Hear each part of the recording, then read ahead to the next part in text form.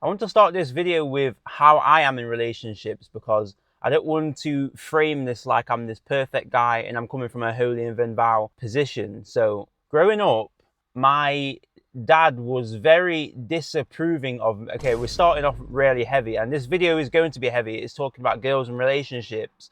So don't expect this to be a light one. This is the conversation that I feel like everybody needs to have, but nobody is having. So starting out, my dad was very disapproving. It felt that was my perception of it, right? Maybe it wasn't the reality, but I felt like no matter what I did, he saw me with an air of scorn and disapproval. And I'm giving this context because it reflects in how I am in relationships in present tense, right?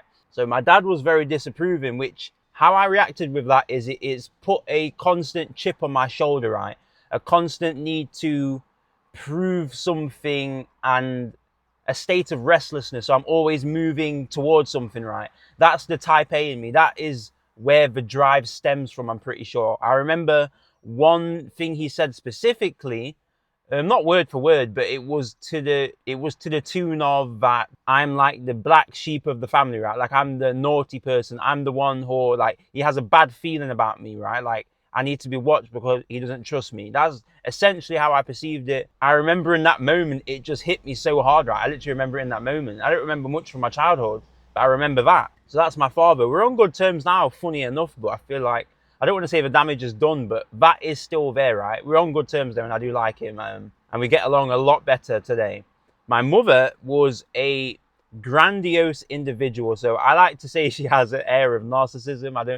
I don't think that's rude. It's just the truth. It's just the unbiased truth. In a different video, I said I was stuck to my mum like glue. And so I soaked up all of her tendencies when it just comes to maneuvering life, right? The grandiosity, the work ethic, because a part of her childhood was she was in a position I was in. So she was the child that kind of looked after everybody, right? She took care of all of the family. She used to, because there's like five, she has like 4 or 5 siblings, right? And she used to cook for the whole family. She used to go out and get groceries for the whole family and just help her mum take care of everything. So she's got this carer personality just like how I have, which is a sense of codependency, right? Because in my relationship right now, my girlfriend is on the other side of things. So the codependency pendulum is somebody needs to be taken care of and then there's a caretaker. I have a lot of fixed tendencies still, right? And it really does play out in my relationship sometimes.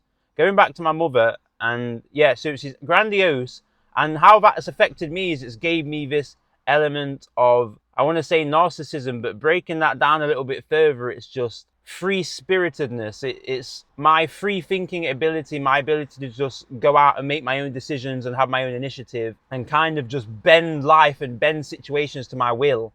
I don't really remember much of what my mum told me, but I think the message I got from her is that I should have this big self-esteem and expect a lot from myself. My girlfriend's love language is quality time, but I don't know what my love language is, right? What that looks like for her is she wants to spend a lot of undistracted time with me and tell me things and just be really included in my life. But the reason why I'm not able to give her that is because going back to my childhood, my dad creating that sense of restlessness inside me and that grandiosity, what that looks like in present tense mixed together is in your brain, you have the prefrontal cortex, which is like a stress response. If I am not mistaken, it puts you in a state of alertness. My dad's disapproval from when I was young has put me in a constant state of restlessness. My prefrontal cortex is constantly activated. And what that looks like is constantly moving forward, working, striving towards a goal to such an extent I cannot relax. And when I do relax, I feel very, very bad about it. And so the reason why I feel bad about hanging around with my girlfriend, because when you hang around with your partner, what actually happens is your prefrontal cortex goes at rest and then other like chemicals in your brain activate, which create a sense of connection and relaxation and union and harmony. But when that happens, so when my prefrontal cortex goes down and all these different responses happen in my brain freaks out to that reaction, because when my prefrontal cortex goes down, when that stress response goes down, my body feels like I panic, right? I don't know how else to explain it. Every time I'm spending quality time with my partner, I'm in a panic state and then I feel really bad about it. Like I get a really heavy conscious, like I should be doing something else, like I don't have the time to rest and relax because it is really hard. So that's the issue that we have right now, and it's not a great one, right? Because as you can see, I see her in the distance, like the codependency, right? She wants me to like be with her and spend time with her, and in my conscience I feel bad about it because I just want to work and be alone. Like, part of my personality is just being a constant loner, right? Growing up, I was isolated as well at school, being the only black guy in a suburban area.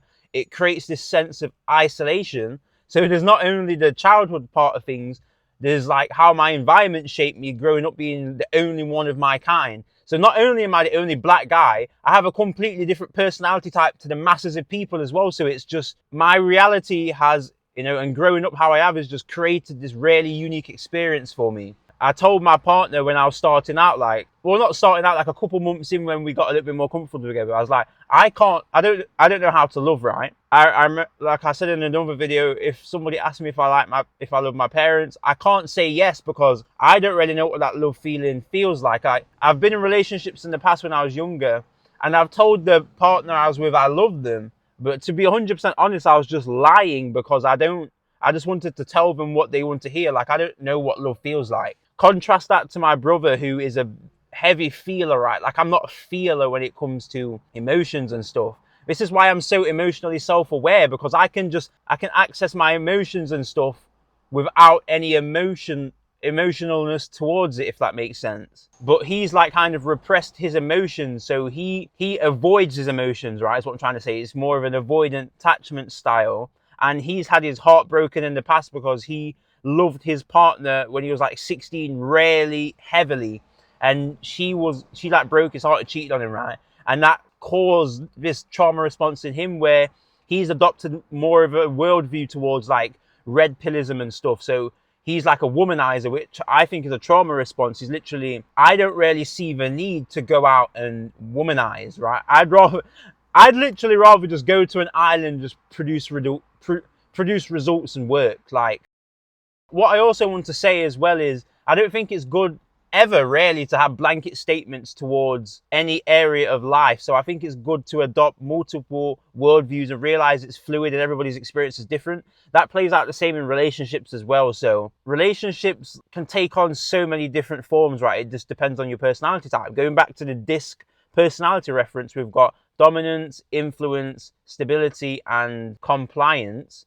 Dominance being a red personality type, a type A personality like me. Influence being a yellow personality type. I talked about this in a different video. Stability being the green, which is like the mass of the personality. Like my girlfriend's green, my brother's green. I think my dad's more green mixed with a little bit of blue. My brother's blue. My other brother's blue. Compliance, which is blue, which is like a meticulous nature. And then so my dad's disapproval to me has created this hyper perfectionism in me as well. So in relationships and just in life, I'm very, very picky with everything, right? Like my girlfriend will say I'm very disapproving because everything needs to just be done a certain way. Or is it like, I don't know what it is about that, but I just feel so bad if things aren't done a certain way. So it's like, even if my girlfriend, like things as trivial as, for example, right now I've decided to go fluoride free with my toothpaste, which is I feel like the right thing to do. Like, I see the world very binarily, right? It's black and white, it's good and bad. But the thing is, I can switch between good and bad so quickly, right? So for example, I've gone to fluoride free toothpaste right now, but my girlfriend doesn't like it and she prefers to have fluoride toothpaste. And so for me, that feels like betrayal in a sense. It's really weird, and that's a really trivial, silly example. There's other examples, like how I am with my diet. I'm very strict and very specific with my diet. Like, I'm very binary, like right, wrong. So when I see my girlfriend eating things that I would assume is wrong, I get that same weird feeling, which is like a hyper-perfectionism. And what I'm trying to explain here is like, different personalities go together differently. Like, all personalities, going back to this model, have a tendency to adopt characteristics which would be perceived as draining to other personality types. So one of my personality types, which is considered draining to a different personality type, is my hyper-perfectionism. My girlfriend sees that as constant criticism, which makes her feel insecure, which drains her energy. And then whilst I'm draining her energy, she's in this state of constant rejection. Like, she feels rejected, so she acts in a way that's upset, and that makes me feel really drained. I perceive her to be really negative and constantly whining. And one of her personality traits, which I perceive as draining, is, you know, her constant, like, I feel like she's constantly whining and being negative about situations. And so that drains on me, because I'm trying to adopt ideologies like manifestation, where you can think positively. So I'm like almost toxically positive, while she's more realistic with the worldview. I'm just talking about this because of the idea of women being draining, right? And people draining of each other's energy. So you've got to be really, what I'm trying to say is, you've got to be really specific and really selective when it comes to your partners, because when it comes to talking to older men, like when I was at work, right, when I used to work at Amazon, I used to talk to men all the time, and naturally it goes to talking about women.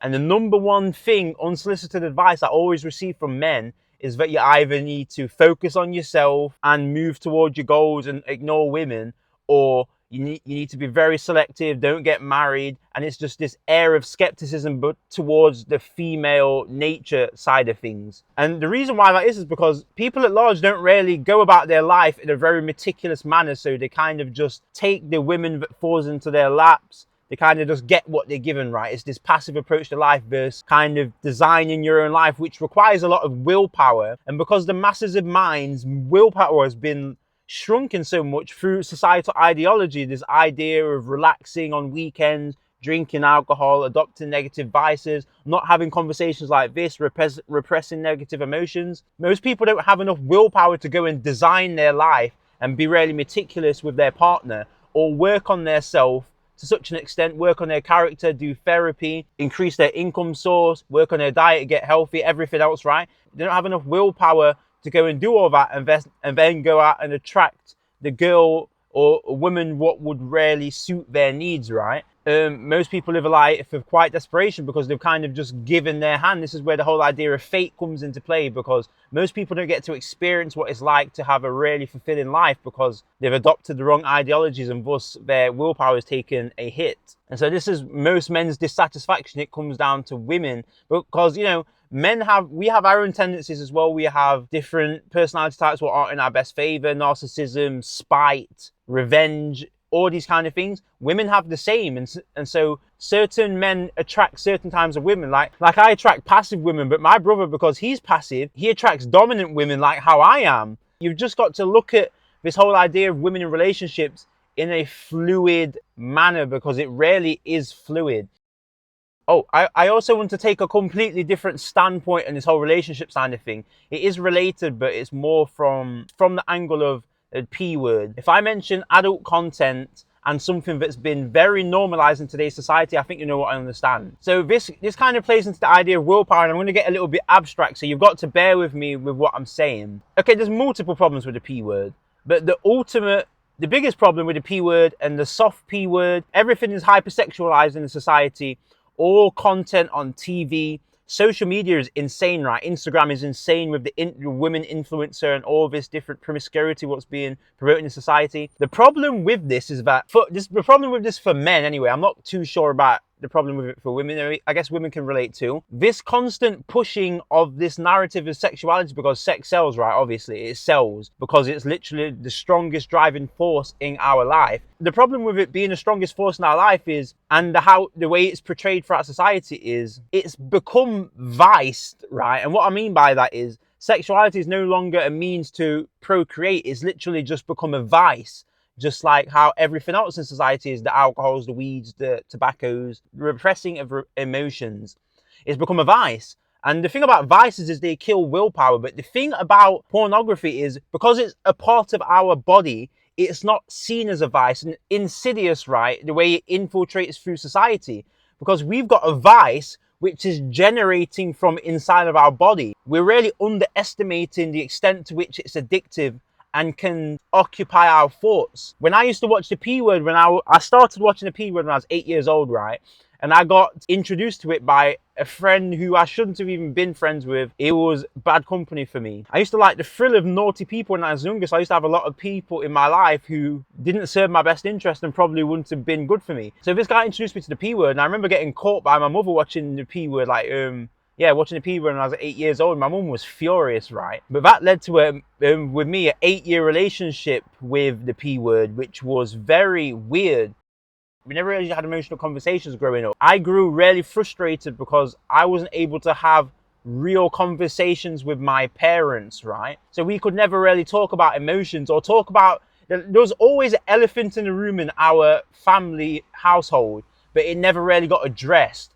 And my brother would ignore it. My parents would ignore it. They'd never have the conversation with us. We'd never talk about finance. We'd never talk about relationships or any of the things what are important, right? It all just went under the rug. What I'm trying to say is growing up like that with that air of not being able to express our thoughts and opinions and stuff, that created repression inside of me to the tune of anxiety. Like I think genetically I'm just predisposed to be anxious. And when I was younger, I used to repress that because it was seen as bad, because I couldn't express negative things to my parents. I couldn't, like, anybody who's black and has religious parents can relate. You can't express negativity towards your parents. Like, it doesn't work like that. That's not a conversation we have, right? Because that's not a conversation they had. And that's not a conversation that their families had, right? They had it a lot harder than us. They had to deal with racism. They had to deal with all sorts of different malarkey, right? So that's not a conversation you used to have. But what I'm trying to say is I had a lot of anxiety that I'd repress. And unfortunately, going back to the habit loop, right? I would feel anxiety. What my action was and what I adopted as a young person was watching the P word. So anytime I feel anxious, I get the craving automatically to watch the P word and release myself, because my reward was that anxiety would dissipate.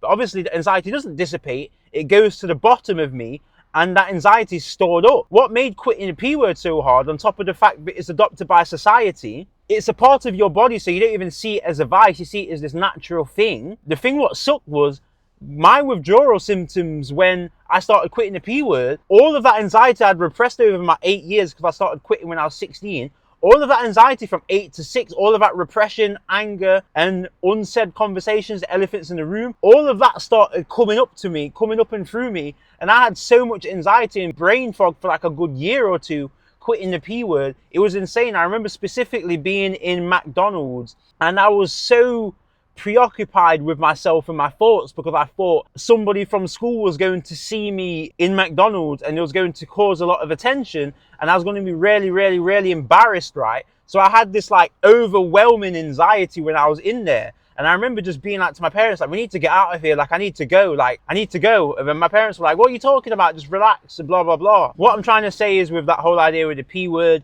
and as a society at large being repressed, and, you know, the vicification of something so natural like sex, is that was completely draining my willpower source, right? You got to imagine, anytime I feel anxious, which was pretty much all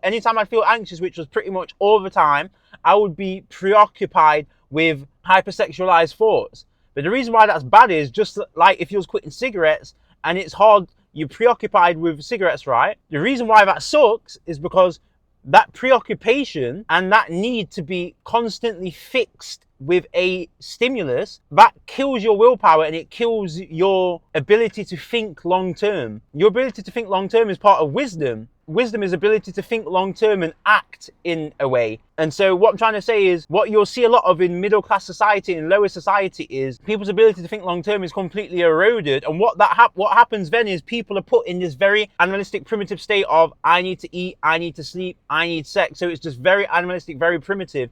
They don't get to adopt their higher self, higher faculties, perception, reason, will, intuition, memory, and imagination. People don't get to adopt these. These are the 6 principles. So these 6 mental faculties, people don't get to adopt them because they're too busy, preoccupied with vices in their more animalistic state, which is just fight or flight, fight or freeze, eat, recreate, right? The problem with society at large is that we're too preoccupied with sex, and it takes away from our ability to produce results. Napoleon Hill is like the only person I've seen mention it in Outwitting the Devil. He mentions it absolutely insanely, right? Like, that book is absolutely insane. When he actually finished the manuscript, he was advised not to release that book. So the book was made back in the 1930s, I believe, but it wasn't actually released until like 2008. And if you listen to that audiobook, it might go over your head the first time. So it might take a couple of times to listen to it. I literally listened to that audiobook 10 plus times, right?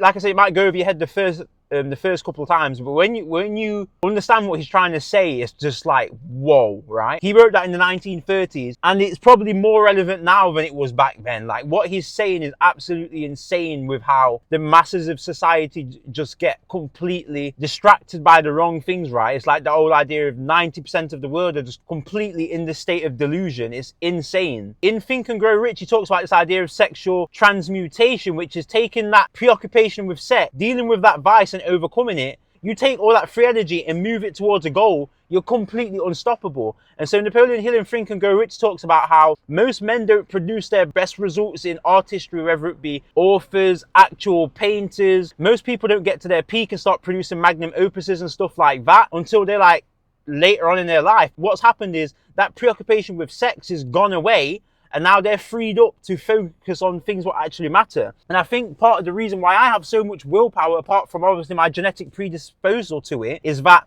I'm not preoccupied with sex anymore. Like I said, when I was younger, I was completely obsessed, right? Like, I would do the deed as much as I could, right? Like, several times a day. Versus now, I haven't done the deed in literally 3+ years, right? I don't even have the thought of it anymore. And so my sex drive is completely under control. The advantage of that is that I have so much willpower and energy and focus to just move towards my goal is insane, right? I think I heard Floyd Mayweather, when he was going towards a fight, he would abstain from all activity like that to really lock into his masculinity and focus and get in the zone for his fight. I don't know how true that is. The problem with the P word and habits in general is that habits don't really go away. So, you know, that part of me what's addicted to watching the P word, for example, will always be there, right? But the positiveness and the reason why you shouldn't really look at this through a nihilistic black pill response is that, you know, habits can be replaced. So, you know, the cue's always going to be there. The response and the action's always going to be there. My cue being anxiety,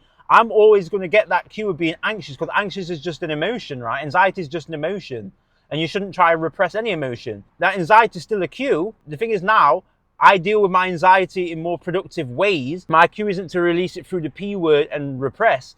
I have more healthy habits like going to the gym, meditating, you know, making sure I'm eating the right foods as well, to make sure that my body's always being regulated, getting the right amount of sleep, going to sleep on time, 7.5 hours, having a good night routine, having a good morning routine. A morning routine is very, very important, right?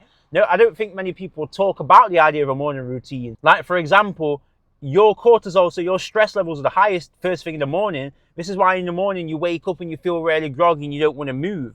But so a good practice is getting up straight away. I like to gargle with xylitol, right, just to kill the bacteria in my mouth. Downloads of spring water, and then go on a run. Because there's a book called The 5 a.m. Club by Robin Sharma, which is it's one of my favorite books of all time. I literally read it for the first time just the other week. He talks about the idea of a 5 a.m. club, which is waking up early and setting the day strong so you can conquer the day. I'm going to make a complete video on health, and it's going to be a long one as well. And I'm just going to deep dive on all of my mental models when it comes to health. So I'm going to leave that there. And to the person who wants to go a little bit deeper on relationships and just learning about themselves, dealing with traumas and stuff like that, I would recommend the book Women Are From Mars, Men Are From Venus by, I think, John Gray. Us by Terence Real. I read that for the first time just the other day. And it's a really, really, really, really good book. It's literally taken all his years' experience as a relationship therapist and just put it in a book using examples with his clients. And it's just really good. It makes you think, and it makes you really introspective on your life and how you're showing up in relationships. So Attached is another good one. So Women Are From Mars, Men Are From Venus, Attached, Us by Terence Real. And then there's different psychology books like Surrounded by Idiots, Surrounded by Energy Vampires is a really good book. Think and Grow Rich by Napoleon Hill is a really good book. Outwitting the Devil is absolutely insane, right? One of my favorite books of all time. So books like this are really going to allow you to start looking at relationships just a little bit more subjectively and accurately, right? Because you don't really want to take blanket statements like red pillism and apply them to relationships. It's just not a good way to live life, and it's going to make you ignorant, right? That ignorance is going to manifest in a lot of different decisions throughout your life, and it's just not going to benefit you. So let's talk about one more time actually this idea of blanket statements to the tune of red pillism. So I never really subscribed too much to the idea of red pillism. I think red pillism applies to a certain type of personality. He takes more of a passive avoidant approach to relationships. And because most women are anxiously attached, like I'm more anxiously attached in a relationship, which is rarer for men.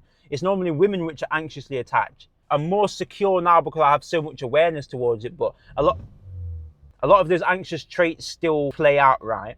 And like, for example, my girlfriend's more avoidant. And so when we was dating at the start, there was so much trauma trigger because how she deals with things is so different to how I do. And so it seemed like she's constantly pulling away from me, right? And like airing me and ghosting me. That's how I was perceiving it. So it was driving me crazy, right? He's going to attract women who are more narcissistic like me, who are more headstrong like me. And tendencies with people like me is like polygamy, the knack to cheat, not being really emotional, and not really having the capability to love. And because he's such a feeler, for example, when he was 16 and he didn't know any better, being such a strong feeler like how he is, he attracted a narcissistic woman like how I am, who didn't have the ability to love because of how she was brought up. Long story short, she broke his heart to such an extent that caused the trauma trigger to such an extent it instantly changed his attachment style and how he would show up in relationships. And so now he's like this hyper womanizer who can't commit to anyone, because I'd like to say that deep down he's scared of being abandoned like how he was by his rarely previous partner. That's what I would like to say. I think red pillism is literally based on that foundation. So I think red pillism was created by somebody who had his heart broken. All ideologies work, right? They work for some people. So red pillism isn't wrong in a sense. I think it's just based on trauma. It's effective and it will work with dealing with women, but it will work with dealing with a certain kind of women. He's dealing with their trauma and their repression in a certain way. He's going to reaffirm his reality so much, he might not ever be able to step out of that reality and see that there's more than meets the eye when it comes to relationships. Like, for example, you know, there's the idea of securely attached women and having healthy relationships and having families and having children. He won't be able to adopt that kind of ideology, but because of his experience with relationship and how it's been reaffirmed and how it's created his worldview on relationships, if you get what I mean. I think I just debunked the whole idea of red pillism and why you should try and step out of that, because it's going to create a limited reality with you. And it ultimately is just not going to lead you to be very satisfied with your dealings with women. So we just need to focus on ourselves and really just improve our lives, process emotions, get our finances in check, and just get our life in order so we can show up in relationships in a way that's beneficial for us and for women.